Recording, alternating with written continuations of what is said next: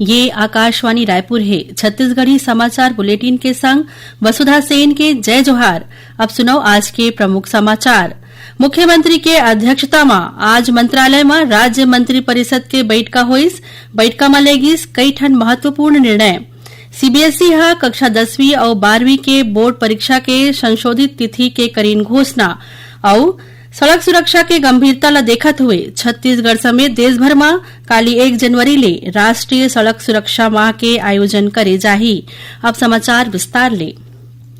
मुख्यमंत्री विष्णुदेव साय की अध्यक्षता में आज मंत्रालय में राज्य मंत्री परिषद के बैठका होइस। ये बैठका में कई ठन महत्वपूर्ण निर्णय ले गे हे। उप मुख्यमंत्री अरुण साव बताइन कि मंत्री परिषद हा तेंदूपत्ता संग्राहक परिवार मन ले 5500 रुपया प्रति मानक बोरा के दर ले तेंदूपत्ता खरीदे के निर्णय ले हे। मंत्री परिषद एखर बर ऋण लेके राज्य शासन के गारंटी दे के अनुमति दे हे। श्री साव बताइन कि बैठका में कोदो, कुटकी और रागी के खरीदी, प्रसंस्करण और बेचे बर छत्तीसगढ़ राज्य लघु वनोपज संघ ला कार्यशील पूंजी प्रदान करे के संगे संग अराष्ट्रीयकृत लघु वनोपज के खरीदी, भंडारण, प्रसंस्करण, मूल्य संवर्धन और विपणन बर 30 करोड़ रुपया के ब्याज मुक्त ऋण एक घाव बर दे के निर्णय ले हैं। उमन बताइन कि मंत्री परिषद हा छत्तीसगढ़ राज्य अंत्यावसायी सहकारी वित्त और विकास निगम डहाले राज्य शासन के गारंटी ऊपर ले गए ऋण ला 55 करोड़ 69 लाख रुपया के बजट प्रावधान कर 5 ठन राष्ट्रीय निगम मन ले गए ऋण के पूरा राशि वापस करे के अनुमोदन करे हैं। एक ठीन दूसर फैसला में मंत्री परिषद हा उसना मिलिंग ऊपर प्रोत्साहन राशि 20 रुपया प्रति क्विंटल ले बढ़ा के 40 रुपया कर दे हैं। उन्हें औद्योगिक विकास नीति में संशोधन कर विसंगति मन ला दूर करे के प्रयास करेगे है। मंत्री परिषद है रायपुर के साइंस कॉलेज मैदान में 20 जनवरी ले 5 फरवरी तक आयोजित 9वां ऑटो एक्सपो के दौरान बिकने वाला वाहन मन ऊपर लाइफ टाइम रोड टैक्स में 50% छूट दे के निर्णय ले हैं। बैठका में प्रदेश में राइस मिलर्स डहार ले दे जाने वाला बैंक गारंटी ऊपर दे जाने वाला स्टाम्प शुल्क ला घटा के 0.05% कर दे है। मंत्री परिषद हा रायपुर जिला में पुलिस आयुक्त प्रणाली ला 23 जनवरी ले लागू करे के निर्णय ले है। केंद्र सरकार हा 100 मिलीग्राम ले ज्यादा निमेसुलाइड युक्त सबो दवा मन के निर्माण, बिक्री और वितरण ऊपर प्रतिबंध लगा दे है। स्वास्थ्य और परिवार कल्याण मंत्रालय हा राजपत्र अधिसूचना में कहे है कि ये कदम औषधीय तकनीकी सलाहकार बोर्ड के परामर्श ले उठाए गए है। अधिसूचना में बताए गए है कि निमेसुलाइड युक्त सबो दवा के उपयोग स्वास्थ्य बर जोखिम भरे हो सकत है। एमा कहे गए है कि निमेसुलाइड के सुरक्षित विकल्प बाजार में उपलब्ध है। बता दें कि निमेसुलाइड एक नॉन स्टेरॉइडल सूजन रोधी दवा हरय जेकर उपयोग तेज पीड़ा के उपचार में करे जाथे। राष्ट्रीय स्वयंसेवक संघ आरएसएस के प्रमुख और सर संघ चालक डॉक्टर मोहन भागवत आज अखिल भारतीय आयुर्विज्ञान संस्थान एम्स रायपुर में आयोजित युवा संवाद कार्यक्रम में शामिल हुईन। ये मौका में ओमन युवा मन ले अपील करीन कि रोजगार और करियर के संगे संग ओमन पर्यावरण के जिम्मेदारी घलो समझें। डॉक्टर भागवत हा युवा मन में बाढ़त नशा के प्रवृत्ति ला गंभीर चिंता के विषय बताइन। एखर बाद डॉक्टर भागवत अभनपुर करा सोनपैरी गांव में आयोजित हिंदू सम्मेलन में घलो शामिल हुईन। ओमन किहिन कि राष्ट्रीय स्वयंसेवक संघ ला काम करत हुए 100 साल पूरा हो गए है। एकर सेती पूरा देश में हिंदू सम्मेलन के आयोजन करे जात है। ये कार्यक्रम में मुख्य अतिथि के रूप में राष्ट्रीय संत असंग देव जी घलो शामिल हुईन। उन्हें काली 1 जनवरी के डॉक्टर भागवत सामाजिक सद्भावना बैठका में हिस्सा ली। ये बैठका में सब्बो समाज के प्रदेश प्रमुख मल्ला आमंत्रित करेगे है। राज्य पुलिस सेवा के 16 अधिकारी मल्ला अतिरिक्त पुलिस अधीक्षक के पद में पदोन्नत करेगे है। ये संबंध में गृह विभाग डहाल ले आदेश जारी कर देगे है।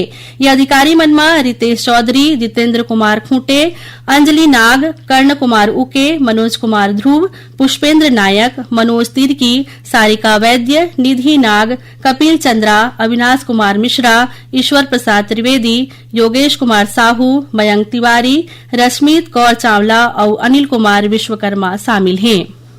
केंद्रीय माध्यमिक शिक्षा बोर्ड सीबीएसई कक्षा 10वीं और 12वीं के बोर्ड परीक्षा के संशोधित तिथि के घोषणा करे हैं। सीबीएसई के अनुसार कक्षा 10वीं के परीक्षा जौन पहले 3 मार्च के निर्धारित रही से वह अब 11 मार्च के आयोजित करे जाही। उन्हें कक्षा 12वीं के परीक्षा 3 मार्च के जगह अब 10 अप्रैल के होही। बोर्ड बताइन कि प्रशासनिक कारण मन के सेती तिथि मन में बदलाव करेगे है। छत्तीसगढ़ी समाचार बुलेटिन आप मन आकाशवाणी रायपुर ले सुनत हव। छत्तीसगढ़ के खबर ले है आपकी वास्ता और खबर के विश्वसनीयता ले है हमर वास्ता। आकाशवाणी समाचार रायपुर के प्रादेशिक समाचार बुलेटिन के संगे संग हमार समसामयिक कार्यक्रम आप रेडियो के संग अपन मोबाइल में घलो सुन सकत हव। आकाशवाणी समाचार फेसबुक, ट्विटर और यूट्यूब में घलो हावय। हमार फेसबुक पेज हरे Chhattisgarh news on AIR, Twitter handle CGAIR news और हमार यूट्यूब चैनल हरे छत्तीसगढ़ AIR न्यूज। तो अब रेडियो के संगे संग आपके मोबाइल के माध्यम ले हम आप तक पहुंचत हन। छत्तीसगढ़ के हर खबर पर सुनत रहो आकाशवाणी समाचार। अब आगू बाढ़ बातें समाचार कोती। सड़क सुरक्षा के गंभीरता, चुनौती और नियम मन के प्रति लोगन मन ला जागरूक करे के उद्देश्य ले छत्तीसगढ़ समेत देश भर में काली 1 जनवरी ले राष्ट्रीय सड़क सुरक्षा माह के आयोजन करे जाही। 31 जनवरी तक चलैया सड़क सुरक्षा माह के दौरान राज्य के सब्बो जिला में सड़क सुरक्षा ला लेके जन जागरूकता कार्यक्रम आयोजित करे जाही। काली संझा रायपुर में उच्चतम न्यायालय के सड़क सुरक्षा समिति के अध्यक्ष अभय मनोहर सप्रे के उपस्थिति में हेलमेट और बाइक रैली के आयोजन करे जाही। ये रैली के माध्यम ले सड़क सुरक्षा नियम मन के पालन करे, हेलमेट के उपयोग और सावधानी ले वाहन चलाए के संदेश दे जाही। केंद्रीय रिजर्व पुलिस बल सीआरपीएफ सुकमा और बीजापुर जिला के युवा मन बर 300 पद पर आयोजित भर्ती परीक्षा के परिणाम आज घोषित कर दे है। एमा 255 पद पुरुष और 45 पद महिला उम्मीदवार मन बर निर्धारित करे गए है। सीआरपीएफ के डीआईजी एसपी सिंह बताइन कि ये भर्ती परीक्षा आदिवासी युवा मन के रोजगार बर एक अच्छा अवसर साबित होही। प्रधानमंत्री जनजातीय आदिवासी न्याय महाअभियान पीएम जनमन के तहत मुख्यमंत्री विष्णुदेव साय आज नवा रायपुर ले 57 टन मोबाइल मेडिकल यूनिट वाहन मन ला हरी झंडी दिखा के करीन रवाना। ये वाहन मन ले प्रदेश के 18 ठन जिला के 2100 ले ज्यादा गांव और बसाहट मन ला नियमित स्वास्थ्य सेवा पहुंचाए जाही। एखर ले 2 लाख ले ज्यादा विशेष रूप ले कमजोर जनजाति समूह मन ला प्रत्यक्ष लाभ मिल सकही। ये अवसर में मुख्यमंत्री कहिन कि पहाड़ी और दुर्गम इलाका में रहैया परिवार मन बर अब इलाज और जांच की सुविधा गांव में ही उपलब्ध होही। ओमन ये पहल ला आदिवासी समुदाय मन के सर्वांगीण भागीदारी और स्वास्थ्य सुरक्षा का ठोस आधार बताइन। सुकमा जिला के उड़सांगल कैंप करा गोंदपल्ली के जंगल ले सुरक्षा बल मन माओवादी मंडहाल ले छिपा के रखे हथियार और भारी मात्रा में माओवादी सामग्री बरामद करे हैं।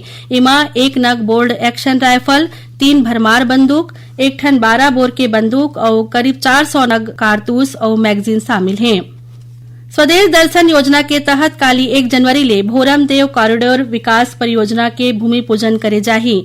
लगभग 146 करोड़ रुपया के लागत ले बनैया ये परियोजना के भूमि पूजन केंद्रीय पर्यटन मंत्री गजेंद्र सिंह शेखावत और मुख्यमंत्री विष्णुदेव साय करही। पर्यटन कॉरिडोर के निर्माण ले यहां अवैया श्रद्धालु और पर्यटक मन ला बेहतर सुविधा मिलही। उन्हें सड़क, पार्किंग, व्यू पॉइंट, पर्यटक सुविधा केंद्र, सौंदर्यीकरण, दूसर बुनियादी सुविधा मन में घलो इजाफा हुई। ये परियोजना राज्य के ऐतिहासिक और धार्मिक पर्यटन ला राष्ट्रीय और अंतर्राष्ट्रीय पहचान दिवाए के दिशा में एक ठन महत्वपूर्ण कदम साबित होही। सुनैया मन ला बता दन कि बछर 2025 में सांस्कृतिक उपलब्धि ऊपर छत्तीसगढ़ राज्य साहित्य अकादमी के अध्यक्ष शशांक शर्मा ला ले गे भेंट वार्ता के प्रसारण आकाशवाणी रायपुर डहल ले आज रतिया 9:15 ले 9:30 तक करे जाही। एला छत्तीसगढ़ स्थित आकाशवाणी के सबो केंद्र एके संग्रह लेकर ही। आखिर में प्रमुख समाचार एक फेर मुख्यमंत्री की अध्यक्षता में आज मंत्रालय में राज्य मंत्री परिषद के बैठका हुई। इस बैठका में लेगिस कई ठन महत्वपूर्ण निर्णय। सीबीएसई कक्षा 10वीं और 12वीं के बोर्ड परीक्षा के संशोधित तिथि के करीन घोषणा और सड़क सुरक्षा के गंभीरता ला देखत हुए छत्तीसगढ़ समेत देश भर में काली 1 जनवरी ले राष्ट्रीय सड़क सुरक्षा माह के आयोजन करही। एक संग छत्तीसगढ़ी समाचार बुलेटिन इहे से रावत है। जय जोहार।